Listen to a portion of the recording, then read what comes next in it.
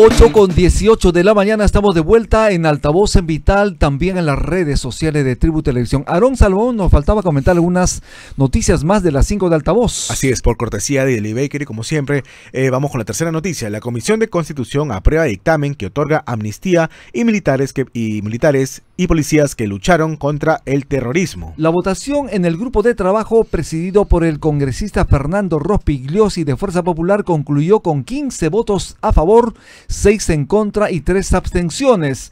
Las votaciones en contra fueron de los parlamentarios de la bancada de Perú Libre, Podemos Perú, Juntos por el Perú, Voces del Pueblo, Bancada Socialista y el Bloque Democrático Popular. El texto indica que los efectos de la presente ley no son aplicables a los denunciados o imputados por terrorismo o por delitos de corrupción de funcionarios, quienes deben ser objeto de los procesos penales correspondientes de conformidad con las normas pertinentes. La cuarta de Altavoz tiene que ver con Dina Boluarte. La presidenta de la República es denunciada penalmente por traición a la patria, y es que esta acusación fue formulada tras la firma del Tratado de Alta Mar, argumentando que el acuerdo suscrito afecta la soberanía marítima del país y además contradice las disposiciones constitucionales. Sí, que señala que existe soberanía sobre 200 millas marítimas y no como la Convención del Mar, que señala solamente una soberanía de 12 millas. Cualquier tratado que implique cesión o limitación sobre el dominio marítimo resulta inconstitucional y obviamente constituye una afrenta directa contra la integridad nacional, así lo señalan los expertos, en este caso el periodista Vignolo, y aunque todavía no se pronuncian sobre esta denuncia, el canciller Hermer Cialer ha descartado que este acuerdo suscrito en Francia, en Niza, sea inconstitucional y merme los derechos marítimos del país. Señala él, es un tratado ambiental que el Perú puede firmar reafirmando su condición de Estado, no parte de la Convemar. Así es, y ese tratado debe ser ratificado en el Congreso o rechazado, que todo indica que eso ocurrirá. Vamos con la última noticia, ¿no? La última noticia tiene que ver obviamente con la posición del Perú, que destaca como destino turístico de locaciones fílmicas en un festival internacional de cine en México, justamente con ese objetivo de convertir al Perú en uno de los destinos más solicitados por la industria cinematográfica internacional. La Comisión de Promoción del Perú para la Exportación y el Turismo, estamos hablando de PROMPERÚ, participa en la 40ª edición del Festival Internacional del Cine de Guadalajara, en México, donde a través de la estrategia Film in Perú promociona la diversidad de locaciones que posee nuestro país, así como su riqueza cultural e histórica. Muy importante, y las películas que participan en este festival son Los Inocentes, dirigida por Germán Tejada, el largometraje filmado en Lima, compite por el premio Magüey, y Runasimi, otra película filmada en Cusco de director Augusto Segarra Pineda Arce, entre otros filmes.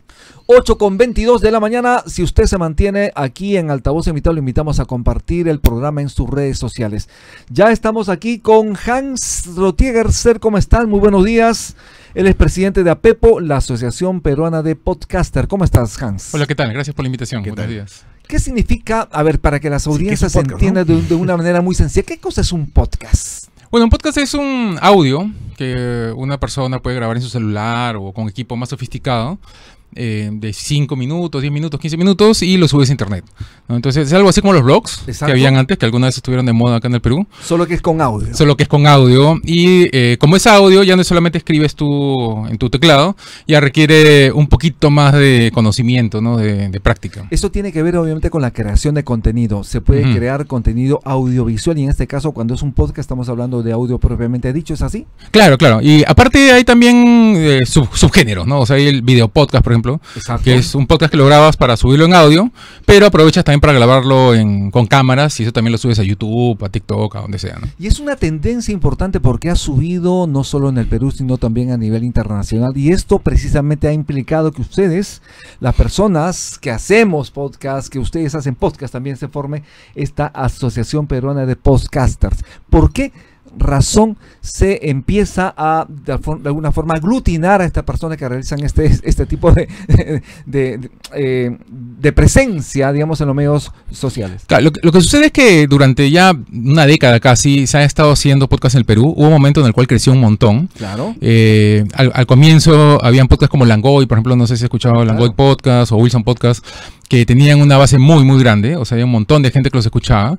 Pero si bien era muy buen contenido, o sea, la tecnología que utilizaban era bastante cotidiana, ¿no? Porque así era como se hacía en ese momento. Y en cierto momento empezó a crecer bastante la producción de podcast en el Perú. Y de hace unos años se quedó estancado en la misma fórmula de siempre, ¿no? O sea, todos quieren hacer su podcast de gente conversando, ¿no? De entrevistas. O de entrevistas, porque eso es... o sea, requiere menos preparación, ¿no? O sea, tú traes a alguien, lo entrevistas y si el entrevistado es interesante, le atinaste y si no, ya fue, pues, o sea, tienes que ver cómo hace.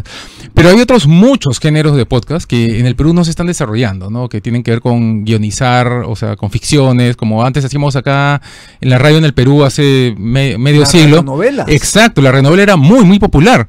Y sin embargo, cuando se ha querido hacer radionovela en podcast, eso no termina de pegar acá, ¿no? Entonces, hemos un grupo de gente que hemos estado haciendo podcast ya desde sus inicios.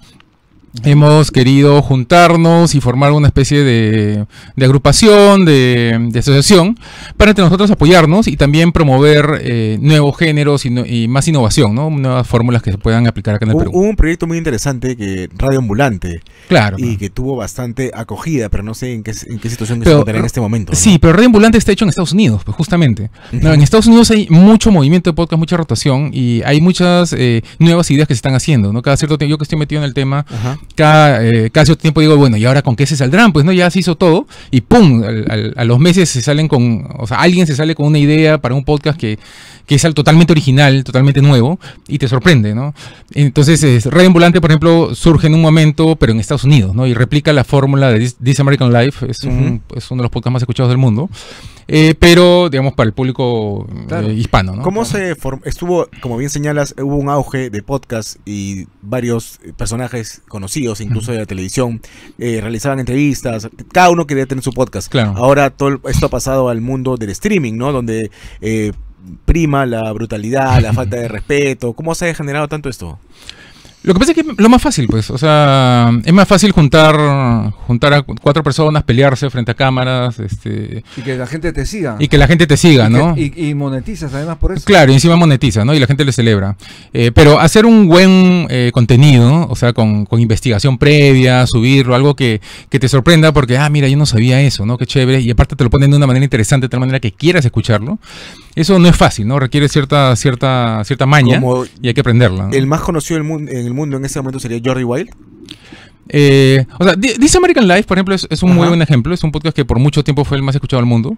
Y lo que hace son crónicas, ¿no? Que es un género periodístico que en el Perú se ha perdido. O sea, ¿quién hace crónicas en el Perú hoy en día, no? En los diarios no aparecen, ¿no? Ya no, o sea, caretas quizás, ¿no? Pero antes teníamos Etiqueta Negra, ¿no? Hacían, digamos, crónicas bien profundas. Entonces, This American Life era un podcast que hacía eso, pero en audio. Y lo hacía muy, muy bien, muy interesante. Lo hacía por temas, separado, digamos, por personajes.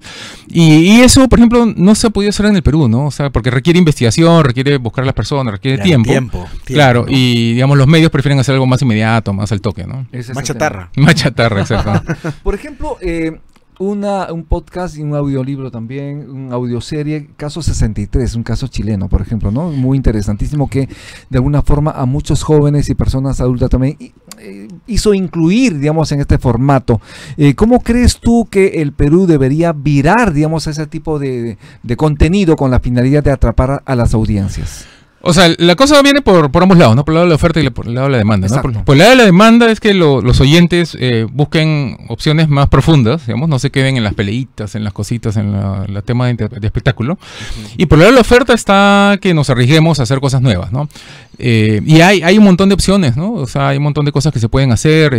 Carla Vélez Moro, por ejemplo, que está en la asociación, ella ha hecho un montón de investigaciones periodísticas que las saca como podcast. Exacto. ¿No? Y las hace de tal manera que son interesantes, ¿no? Y entonces ya no es simplemente ver un noticiero los domingos o un programa de reportaje los domingos, sino que ya es algo, y lo hace serializado aparte, entonces te deja como que con el suspenso de qué pasará. Entonces, hacer eso requiere pues cierta maña, cierta preparación. que no es difícil, o sea, eso se puede hacer Y confrontan con práctica. opiniones, ¿no? Eso me parece interesante en los podcasts, por ejemplo. Claro, bueno, depende, ¿no? Si tú quieres ser objetivo, puedes confrontar opiniones, ¿no? Pero si quieres ser más partidario, puedes ser, no sé, pues el podcast de tu partido, Sí. ¿no? Y juntar a la gente, ¿no? A Keiko, por cierto, ha anunciado su podcast, ¿no? ¿Sí? ¿También? Sí, Keiko Bueno, Fujimori es su podcast. Su canal de TikTok no le va mal, ¿no? No le va Y mal, ¿no? al de Martín Vizcarra tampoco le va mal. Pero es una opción, o sea, si tú eres partidario, que no tiene nada de malo hacer política en el Perú, si quieres ser partidario y hacer tu podcast sobre tus ideas, no sé, pues políticas, también lo puedes hacer, ¿no? Eso no tiene nada de malo. Vamos a hacer una pausa. Estamos con Hans Rotziger, presidente de APEPO, la Asociación Peruana de Podcasters. Estamos en Altavoz en Vital, también en las redes sociales de Tribu Televisión. Ya volvemos. Ya regresamos.